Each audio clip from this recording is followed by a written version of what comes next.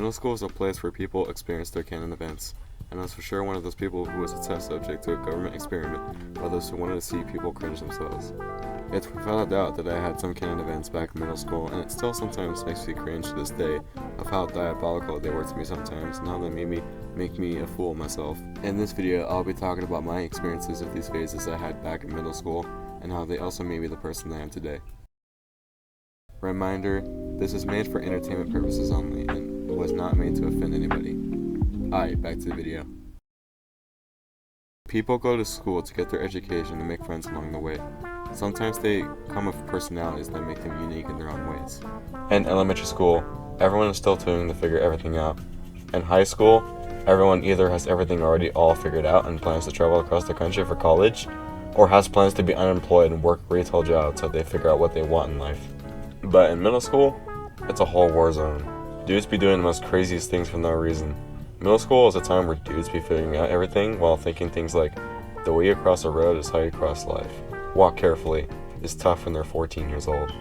And I was no different when I was in middle school, thinking the wannabe gangster kid that kept moaning on my ear in math class was the most dangerous villain in the general public. Starting middle school when I was like 12 years old, I was just like anyone else.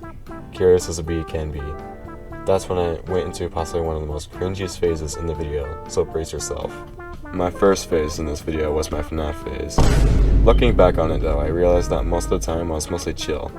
I was interested into robots, and so I got hooked like a fish. And I'm pretty certain that a lot of the other people that were in the FNAF fandom were pretty chill and are just ordinary people. But the thing about fandoms that I'll get into in another video is that there are dudes that are just some of the most weirdest beings on the planet that sadly represent these fandoms.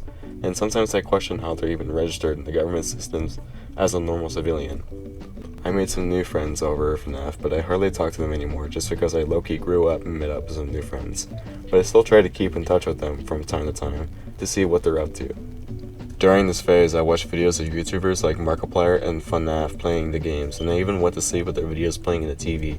Like, I was mad obsessed. I looked at Bonnie from FNAF 1 like a war hero back in the 7th grade. I think just because I liked the way he looked, and I guess that's why he became one of my favorite characters. Besides all of that, I was pretty chill.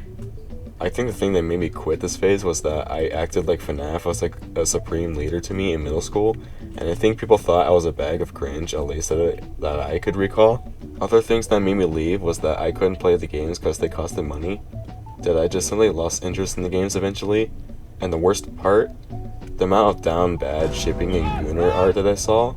I can't even say some of the things I saw when I was 12, or else YouTube will probably take this video down, but here's a picture of what I'm talking about. Alright, I think we need to forget about that.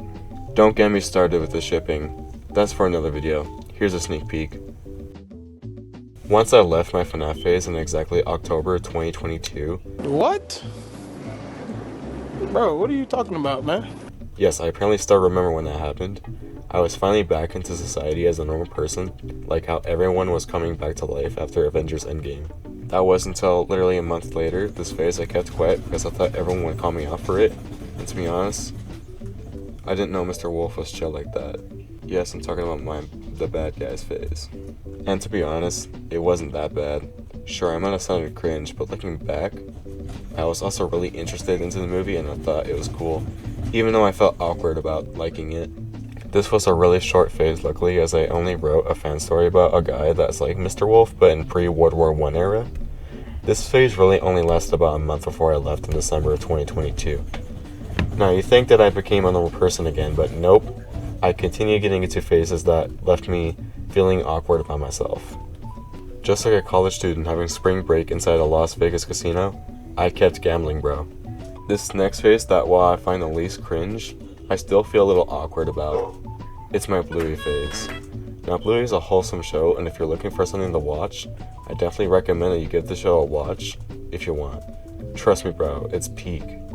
Now, the reason why I said I kept gambling was because I literally got into Bluey like 2 to 3 weeks after I left my previous phase. So I kicked off 2023 strong with another phase left by Santa. For the first few months, I was just a casual viewer. I enjoyed the show just like everyone else and thought it was very peak. The show itself was bright, colorful, visually stunning, and it can be a lot of the time heartwarming. This is so good to the point where little people are born just because of this show. Besides the point, getting back onto the rails, I really enjoyed this show for a few months until around the start of the 8th grade. At this point in time, I was learning how to deal with being an insecure 14-year-old with a bully who was probably very insecure himself, and I was learning what it looks like to be in a relationship with another person. So clearly I felt like I had a lot on my plate back then, even though it wasn't that deep, nor it was really that serious, but my past self thought it was.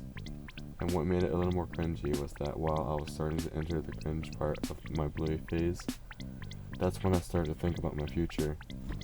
And if you saw from the thumbnail of this video, yeah, I clearly thought about joining the Union, aka the US military.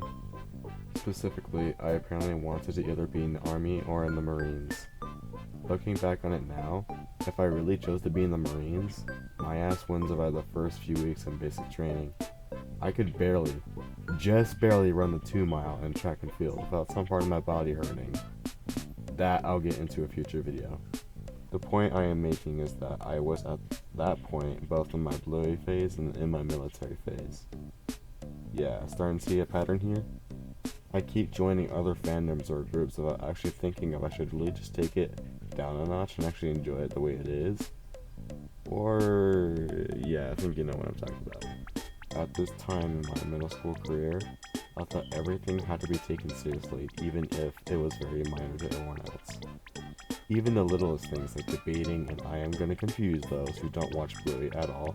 Right now when I say this, I often debated back in middle school whether Bluey was going to marry either Jean-Luc or Mackenzie. I deadass thought my life had some sort of connection to theirs. Now let what I just said sink into your mind. You were probably thinking that I was the most average 14-year-old that thought everything had some sort of powerful and impacting meaning, and that was certainly the case. And while I was mostly normal when I was 14 years old, I still had a lot of corny moments.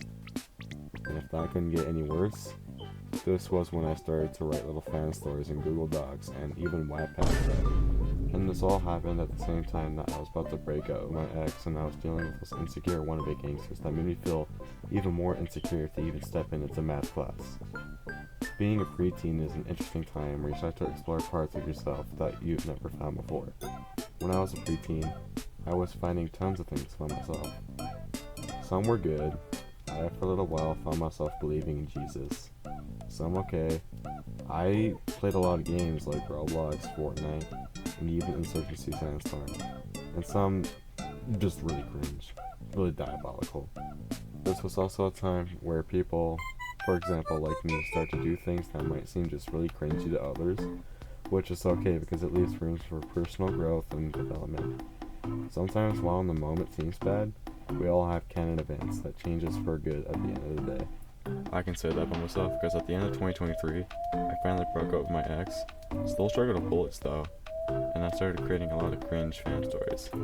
I created fan stories that could have been a whole book series like Brisbane PD, which was just essentially just SWAT and the Rookie in the Bluey format, and this one was just straight up copied Bluey's Anatomy, which is obviously just Grey's Anatomy but in Bluey format. There were a few more like Monty Moore, where it's just Jean-Luc and Winnie dating basically in a distant planet in a tinny. Bro, what were some of these names? Even myself, the same person who made these stories like years ago, I'm dead ass confused, like who wrote this? I wrote this? And there were tragically more I wrote, but I'm only going to get into one more fan story that could have been published onto Wattpad, but luckily Moist Critical and Joe Barlow he saved me just in time from a truckload of cringe. I wrote this fan story about And Stay With Me Here. What if the 1997 sci-fi movie Starship Troopers and Bluey collaborated? Obviously not such a good collaboration. To keep it simple, in this fan story, the year is 2170-something and Bluey and her friends, especially Mackenzie, get drafted into the Australian Army, or what should have been the United Citizens Federation, and got sent to the alien bug's home planet, and this was clearly just a rip-off of the original story from the movie. Mackenzie in this fan story was clearly meant to represent Johnny Rico, which in my opinion I feel like it should have been John Wick representing Johnny Rico, because their names literally match, but I'm not going back to change that. The time from when I started this fan story to eventually abandoning it, it was already like spring of 2024. I started that fan story in December of 2023. Yeah, deadass, that story took me months to write. I was actually locked into this cringe fan story. And even to believe this was like a year ago, like, oh my freaking god, bro. Like, what is this? Looking back at this also showed how much I shipped these characters together, because like I said previously, I was also believing that I was going to be in the military after high school, and so obviously I did stuff that would follow in those interests. Eventually though, in the summer of 2024, when I went onto a trip to Florida, while driving there from my home state, I was luckily able to watch a bunch of Moist Critical and Joe Bartolozzi videos. If it wasn't for my YouTube For You page blessing me with those videos, I'll probably still be writing those cringe stories in the Big 25. But now I been clean from being in fandoms for nearly 2 years now, and I don't ever plan on ever joining one again. I'm just going to watch something and I'm going to enjoy it as it is. And also, I don't have plans for joining the military. Unless if I get drafted, then I'm cooked, but other than that, as of right now, don't plan on joining the military. Thank you for watching this video, and as always, take care, have a great day or night. Peace!